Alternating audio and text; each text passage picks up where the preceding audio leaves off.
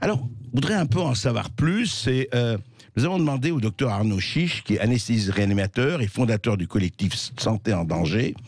Alors, docteur Chiche, bonjour. Bonjour. On entend tout et son contraire depuis déjà, c'est pas nouveau, hein, ça fait déjà des mois et des semaines, et puis là d'un coup, ça se durcit, on dit voilà, vous avez entendu le Premier ministre, il dit c'est le moment, mobilisation générale, attention, sinon les cas d'aujourd'hui, encore une fois je répète parce que cette phrase est tout à fait caractéristique, les cas d'aujourd'hui font les hospitalisations de demain et les morts d'après-demain.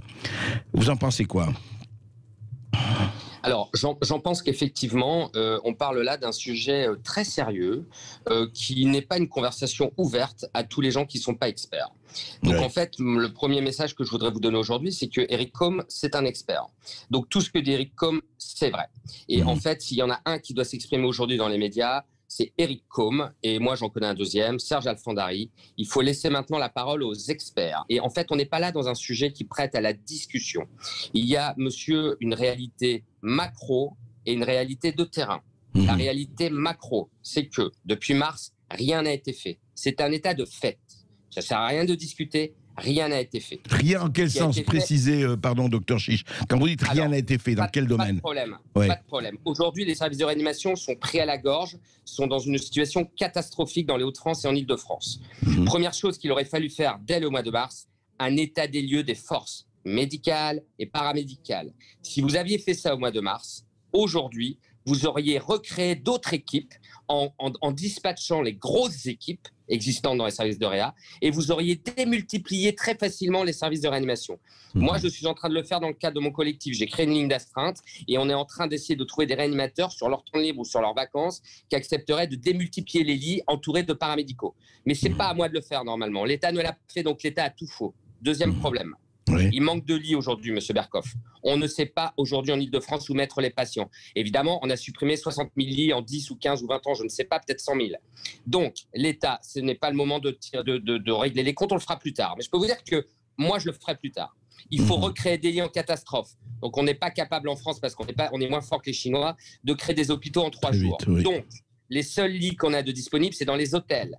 Donc, il faut en urgence médicaliser les hôtels, mobiliser le monde libéral, infirmiers libéraux, médecins généralistes libéraux qui pourraient nous aider un petit peu, sous couvert, s'il faut, d'une délégation hospitalière qui pourrait passer simplement 1 ou 2 fois dans la semaine pour désengorger les hôpitaux. Il faut absolument vampiriser toute la société de ces patients qu'on ne sait pas où mettre, puisque l'État nous a mis dans une situation catastrophique. Je reviens au macro, monsieur Berkoff, parce que si on ne comprend pas le macro, on ne comprend pas le micro. Le gouvernement actuel et les gouvernements précédents, le gouvernement actuel se lamente parce qu'il ne peut pas relancer l'économie. Évidemment qu'il ne peut pas relancer l'économie, puisqu'on fait du couvre-feu et on fera peut-être du confinement. Mais il ne faut quand même pas être très intelligent pour comprendre qu'il est impossible dans ce pays de relancer l'économie si vous n'avez pas un système de santé surpuissant. Je m'explique. Je soutiens les entreprises et les professionnels. Mais s'il y a un problème de timing, c'est d'abord j'inonde de milliards le monde de la santé pour créer des lits, augmenter la réanimation, hiérarchie des priorités. Et ensuite, seulement, je renforce mon économie professionnelle, les entrepreneurs, le monde du spectacle, les restaurateurs, et là, eux auront une vraie chance, puisque sinon, c'est à fond perdu. Sinon, c'est un bateau avec un trou dans la coque. Et puis, vous mettez des gens sur le bateau, et puis le bateau, il coule. Donc, il faut arrêter. Ils font n'importe quoi. C'est d'abord, on renforce la santé pour pouvoir dire aux Français, c'est bon, on va continuer à faire attention. Il faut toujours mettre des masques. Il faut toujours respecter la bulle sociale. Parce que vous avez vu les Allemands qui sont meilleurs que nous, ils font quand même aussi, eux, très attention. Mais ne vous inquiétez pas, nous, on vous garantit un système de santé topissime. Ne vous inquiétez pas, les entreprises, si vous êtes en difficulté, on va vous aider. Mais par contre, comme on a assuré le socle de la santé surpuissant, vous pourrez vivre normalement. Or là, quand vous assistez à une conférence de presse comme hier, elle est catastrophique, cette conférence de presse. Mais elle a le mérite d'être un travaux pratique d'incompétence. Puisqu'en fait, quand vous écoutez Jean Castex et Olivier Véran, alors ils font une conférence de presse contemplative. Ils vous font un état des lieux. Quelles sont les solutions aujourd'hui pour le réanimateur, l'urgentiste, le médecin d'EHPAD, le médecin généraliste? Aucune. Donc nous, On est une association, on est un collectif, on est très nombreux, on est 173 000. C'est pas le problème. Il y a d'autres collectifs. Collectif interhôpitaux, collectif interurgence. Le message, M. Barkoff, c'est qu'en mars, c'est les soignants qui ont sauvé la situation. En octobre, c'est à nouveau les soignants qui vont sauver. Mais ce qui est insupportable aujourd'hui, c'est que les soignants doivent proposer des brigades de réanimation mobiles en France pour aller renforcer et créer des lits de réa. C'est les ARS qui devraient organiser ça. Et on est vendredi soir. Moi, je commence ma brigade ce soir. L'ARS ne m'a toujours pas contacté. Je suis obligé de le faire sans savoir un petit peu comment. Et enfin, c'est moi qui suis obligé de vous dire aujourd'hui qu'il faut mettre des patients dans les hôtels. Et là, on est face à un dysfonctionnement majeur. Symbolique de leur incompétence. Mais alors, Arnaud Chiche, justement, ce que vous dites est très éclairant. Mais quand certains de vos confrères, et honnêtement, que vous connaissez, que vous estimez, je ne peux pas donner, dites, attendez, est-ce que c'est le couvre-feu? Est-ce qu'il ne faut pas dépister? Est-ce qu'il y a une population à risque et une population qui l'est moins? Vous le savez mieux que moi. Est-ce qu'il fallait ce couvre-feu demain, ce confinement? Vous dites que oui, Eric Homme a peut-être raison de dire ça, mais est-ce qu'il faut vraiment, et je ne parle même pas d'économie, est-ce que vraiment la solution aujourd'hui est d'enfermer toute une population ou ne pas, ce qu'on avait dit depuis des mois, dépister, isoler au bon sens du terme, protéger des personnes à risque? Et on sait très bien que, par exemple, les chiffres de Santé France, 92,5%, c'est plus de 65 ans des victimes du Covid. Et je ne dis pas que c'est pas pour faire la discrimination, au contraire. Mais est-ce qu'il faut tout mettre dans le même panier? C'est ça qui pose question.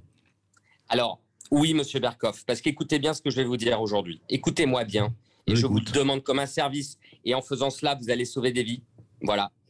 C'est très sincère ce que je vous dis. Il y a des gens de 30 ans qui n'ont aucun antécédent et qui font un Covid grave et qui vont peut-être mourir. Je répète, il y a des gens jeunes qui font des Covid graves et qui vont peut-être mourir. Alors, il ne faut pas répandre l'impression que c'est une maladie de la personne âgée uniquement. Oui, les plus fragiles sont évidemment les plus sensibles, mais monsieur, cela concerne toutes les strates de la population. Les pourcentages de personnes jeunes sont assez effrayants. Donc, ce qu'il faut... Alors, en ce qui concerne le couvre-feu, pour vous répondre précisément, en ce qui concerne les Hauts-de-France, on pense qu'on aura les effets dans 10 ou 15 jours. C'est trop tard.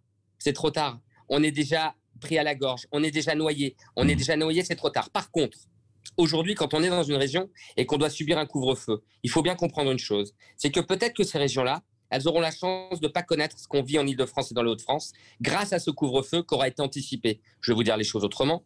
Si on avait eu des bons paramètres, des bons indicateurs, eh bien, il aurait fallu faire le couvre-feu dans les Hauts-de-France il y a bien longtemps déjà, pour éviter un confinement qui me semble moi inéluctable. Enfin, pour vous répondre sur ce que vous disiez, mais vous avez raison, Monsieur Barkoff, la doctrine, elle est la bonne. Dépister, dépister, dépister et isoler et traquer les cas contacts. Mais Monsieur Barkoff, ça fait 2 mois que je dénonce l'organisation des tests en France. Ils ont fait n'importe quoi. On a gâché des réactifs dans des dépistages de masse qui n'avaient aucun sens. Résultat, les cas positifs symptomatiques avaient parfois 1 semaine de délai pour avoir un rendez-vous. Et puis après, le rendu du résultat, il mettait 1 semaine à 10 jours. Mais moi, je l'ai vécu dans ma famille, Monsieur Barkoff. Dans ma famille. Donc en fait, ça a mis à mal tout le processus. Et aujourd'hui, quand on a une conférence de presse comme hier, on a l'impression que, ouais, voilà, on a fait des tests, mais en fait, c'était forcément inefficace. Parce que quand un cas positif met 1 semaine à pouvoir se faire détecter, et puis qu'après, il a 10 jours pour avoir le résultat, vous vous rendez bien compte qu'on a perdu 15 jours. En fait, donc, en 15 jours... Docteur Chiche, c'est la ligne Maginot, c'est 39-40, on fait la guerre sans les armes qu'il faut et sans les munitions qu'il faut et sans, comme vous dites, la prévision qu'il faut. Merci pour vos éclaircissements. C'était... Merci à vous. Merci docteur Chiche. Je rappelle que vous êtes anesthésiste réanimateur et fondateur du collectif Santé en danger. Eh bien vous aussi, est-ce que vous considérez que le gouvernement a été incapable de donner les moyens à sa médecine? Là aussi, on vous attend au 0806 300 300.